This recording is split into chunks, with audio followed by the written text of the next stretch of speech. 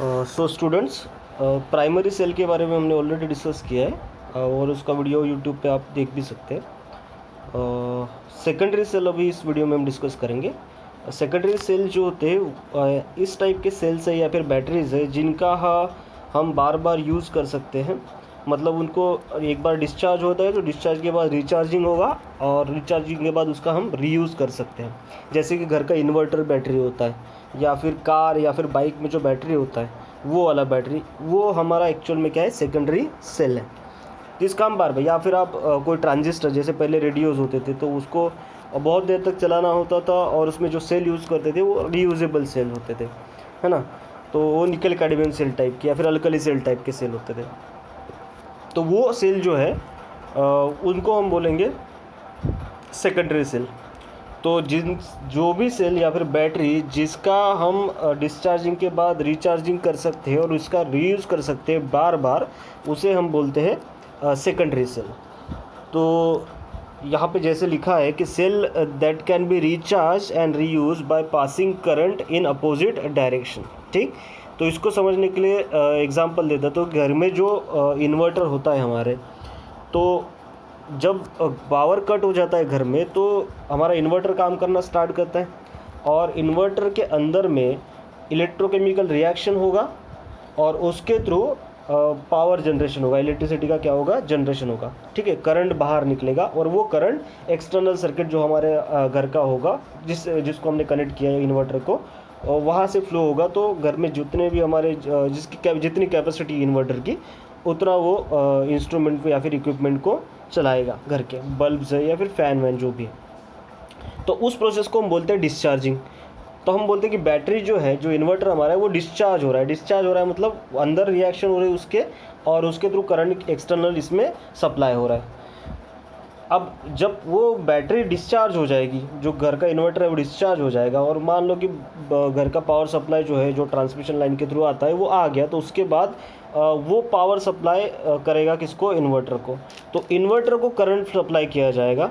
उसके कारण क्या होगा कि अंदर वाली जो इलेक्ट्रोकेमिकल रिएक्शन है वो ना हो के फिर एक्सटर्नल जो पोटेंशियल अप्लाई होता है वो थोड़ा ज़्यादा होता है एज़ कम्पेयर टू इन्वर्टर का पोटेंशियल। तो जिसके कारण रिएक्शन जो होती है वो रिवर्सिबल हो जाती है, जो कि पहले हो रही थी। अब प्रोडक्ट जो बने हैं वो रिएक्टेंट में कन्वर्ट हो जाएंगे। ठीक, तो बैटरी का एक तरीके से क्या हो जाएगा, रिजुविनेशन हो जाएगा या फिर रिचार्जिंग हो जाएगा। तो जो पहले रिएक्टेंट थे वही फिर से क्या हो जाएंगे, कन्वर्ट हो जाएंगे। तो इस टाइप की जो बैटरी होती है उसको हम बोलते हैं सेकेंडरी सेल। और फिर ये एक बार रिचार्ज हो जाएगा तो फिर से जब पावर कट हो जाएगा तो फिर से उसका हम यूज़ कर सकते हैं। तो ये जो बैटरी है ये large number of discharging and charging cycle में जाती है ना। तो ये लार्ज नंबर ऑफ डिस्चार्जिंग और चार्जिंग साइकिल में जाएगी। और इसके एग्जांपल अगर देखा जाए तो लीड स्टोरेज बैटरी इंपॉर्टेंट है exam point of view, nickel cadmium cell जो कि एनसीईआरटी में दिया है शॉर्ट में, और अल्कली स्टोरेज बैटरी। ठीक है, competitive exam point of view आप अल्कली स्टोरेज बैटरी को याद करिए, एनसीईआरटी में भले ना दिया हो लेकिन ये इंपॉर्टेंट है। ठीक है, तो इसमें आज के डिस्कशन में हम ये दो बैटरीज को डिस्कस करेंगे, लीड स्टोरेज बैटरी और निकल कैडमियम सेल। ठीक, तो सबसे पहले डिस्कस करते हैं lead storage battery. Lead storage battery जैसे कि यहाँ पे दिख रहा है, इसमें ऑब्वियस है कि हर बैटरी की तरह या फिर हर सेल की तरह एनोड होगा और कैथोड होगा।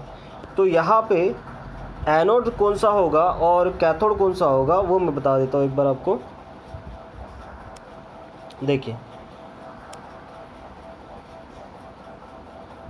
यहाँ पे ये जो वाइट पोर्शन दिख रहा है ना, वाइट ये प्लेट दिख रहा है यहाँ पे, ये वाली वाइट प्लेट जो कि कनेक्टेड है, ये तीनों इस तरीके से वाइट प्लेट जो दिख रहा है, ठीक है ना, जो शेडेड नहीं है, ये सारी प्लेट जो है वो लेड की बनी हुई है, पीबी से बनी हुई है। ठीक है, पोरस एक तरीके से होती है। ठीक, और उसके ऊपर प्योर लेड का क्या होता है, कोटिंग होता है। तो ये हमारा लेड जो है ये एक्ट करता है एज ए एनोड। ये है क्या, एनोड। और जो ये यहाँ पे शेडिंग जो उस पर हमने ये लाइन खींच दी है एक तरीके से, ये वाली प्लेट्स सारी, तो इन प्लेट्स, ये जो प्लेट्स है ये भी लेड से ही बनी हुई है, परफोरेटेड लेड से, लेकिन उसके ऊपर कोटिंग जो है वो लेड ऑक्साइड का है। ठीक है, तो लेड ऑक्साइड जो हमारा है वो एक्ट करेगा एज ए कैथोड। वो क्या होगा, कैथोड। तो एनोड होगा हमारा लेड और लीड ऑक्साइड हमारा क्या हो जाएगा, कैथोड हो जाएगा। ठीक, और ये दो टर्मिनल्स है इसके, पॉजिटिव और क्या है नेगेटिव टर्मिनल्स। ठीक है, सो हमारा जो एनोड है यहाँ पे, ठीक, वो नेगेटिवली चार्ज है और कैथोड हमारा जो है वो पॉजिटिवली, क्योंकि ये इलेक्ट्रोकेमिकल सेल है तो इसी तरीके से वो दिखेगा। जब बाहर से पावर सप्लाई हम करेंगे उस टाइम पे ये पूरा चेंज हो जाएगा। ये हमारा जो यहाँ पे हमने नेगेटिवली चार्ज एनोड लिया है ये कैथोड बनेगा, ठीक, और ये क्या बन जाएगा हमारा एनोड बन जाएगा एक्सटर्नल, क्योंकि वो इलेक्ट्रोलाइटिक सेल बनेगा बाद में। ठीक, तो हमने देखा कि यहाँ पे लेड जो है वो एनोड है और लीड ऑक्साइड जो हमारा है वो कैथोड है। और ऑब्वियस है कि इसके बीच में इलेक्ट्रोलाइट की ज़रूरी होगा क्योंकि आयंस का ट्रांसफ़र होना है। तो वो इलेक्ट्रोलाइट है यहाँ पे H2SO4, डाइल्यूट H2SO4, जिसका कॉन्सेंट्रेशन है 38%।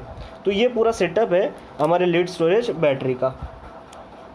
तो अब इसमें इस लीड स्टोरेज बैटरी में एग्जैक्ट रिएक्शन क्या होगी, तो एनोड पे हमेशा की तरह ऑक्सीडेशन होगा, एनोड पे हमेशा की तरह ऑक्सीडेशन होगा। तो एनोड किसका बना हुआ था, लीड का, तो लीड का यहाँ पे क्या हो जाएगा ऑक्सीडेशन और ये कन्वर्ट हो जाएगा PbSO4 में। अब यहाँ पे देखो लीड की ऑक्सीडेशन स्टेट है 0 और यहाँ पे आएगा +2, तो इसका मतलब क्या हुआ है ऑक्सीडेशन हुआ है। ठीक, और हमें पता है कि इलेक्ट्रोलाइट जो है वो हमारा H2SO4 है, तो उसमें सल्फेट आयन तो है, तो जब ये Pb+2 बनेगा और साथ में 2 इलेक्ट्रॉन देगा तो ये SO4-2 आयन Pb+2 के साथ कंबाइन होकर क्या बनाएगा, लीड सल्फेट बना देगा। तो ये हो गया reaction at the anode, anode पे इस तरीके से रिएक्शन होगा। अब जो यहाँ पे 2 इलेक्ट्रॉन निकले हैं एनोड पे, वो 2 इलेक्ट्रॉन कैथोड के पास जाएंगे थ्रू द एक्सटर्नल सर्किट, और वो जब जाते रहेंगे इलेक्ट्रॉन्स तभी हमारा क्या होगा, पावर का जनरेशन या फिर इलेक्ट्रिसिटी का क्या होगा जनरेशन, करंट उसमें से पास होगा एक्सटर्नल सर्किट में से। तो फिर जब ये कैथोड के पास आएंगे इलेक्ट्रॉन्स, सर्किट पूरा कंप्लीट हो जाएगा होने के लिए, तो लीड ऑक्साइड जो हमारे पास है कैथोड पे, उसका क्या होने वाला है रिडक्शन। तो ये रिडक्शन होना मतलब क्या, ऑक्सीजन का निकल जाना है। तो लीड ऑक्साइड का कन्वर्जन यहाँ पे लीड में होगा, लेकिन ऑब्वियस है कि हमारा इलेक्ट्रोलाइट जो है उसमें सल्फेट आयन प्रेजेंट है, तो वो उसके साथ कंबाइन होकर क्या बनाएगा, लीड सल्फेट, जैसे कि कहाँ पे बनाया था एनोड पे। ठीक, और हमारे इलेक्ट्रोलाइट में H+ आयन भी प्रेजेंट है और 2 इलेक्ट्रॉन जो यहाँ से आए थे वो यहाँ पे आ जाएंगे रिडक्शन करवाने के लिए।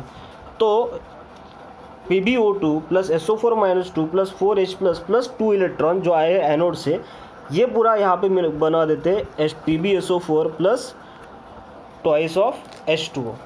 तो कैथोड पे ये रिएक्शन हो रहा है और एनोड पे ये वाली रिएक्शन हो रही है। और ओवरऑल रिएक्शन मतलब इन 2 रिएक्शंस को अगर हम ऐड कर दें तो ओवरऑल रिएक्शन हमें मिलेगा यहाँ पे लीड और बाकी यहाँ पे क्या बचा PbO2 और SO4 को कंबाइन कर देंगे और साथ में 4H+ को कंबाइन करेंगे तो क्या मिलेगा 2H2SO4। और इस साइड में देखो ये 2 इलेक्ट्रॉन और ये 2 इलेक्ट्रॉन क्या हो जाएंगे कैंसिल, बचेगा क्या यहाँ पे PbSO4 और PbSO4, तो 2 PbSO4 और 2 H2O। तो ये होगा यहाँ पे ओवरऑल रिएक्शन।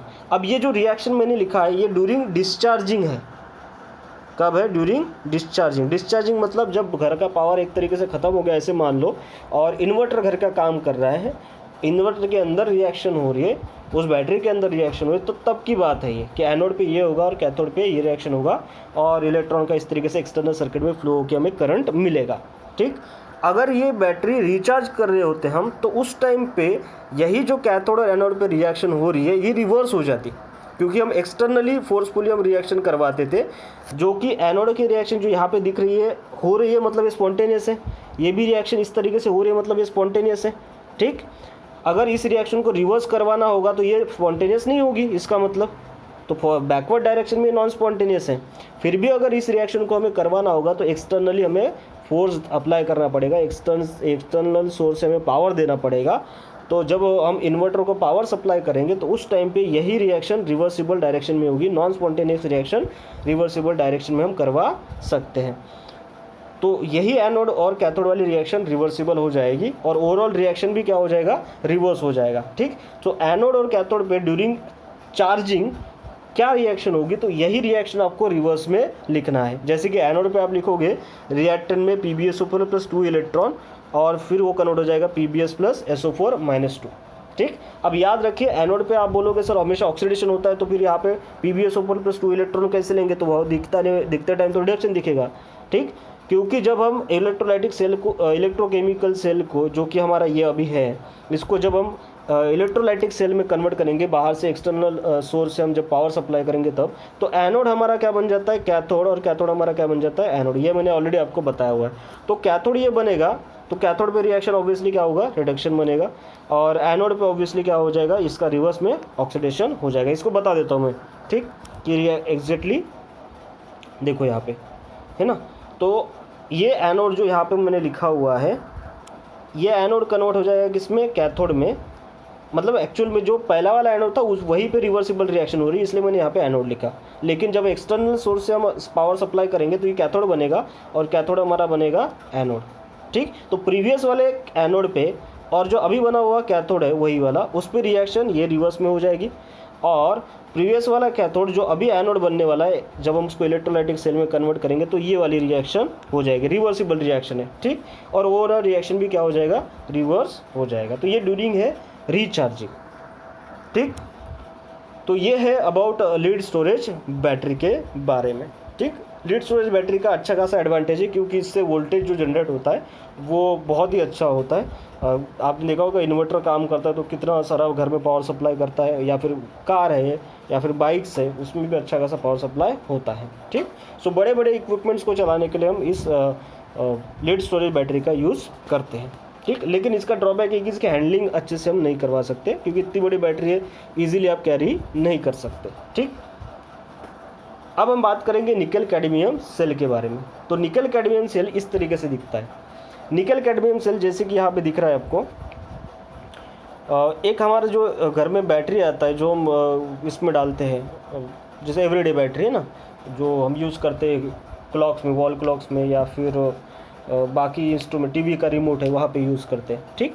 तो उसी टाइप का ये बैटरी है या फिर सेल है। और इस सेल में ऑब्वियस है कि एक कैथोड होगा और एक एनोड होगा, और बीच में क्या होगा, इलेक्ट्रोलाइट प्रेजेंट होगा, ठीक।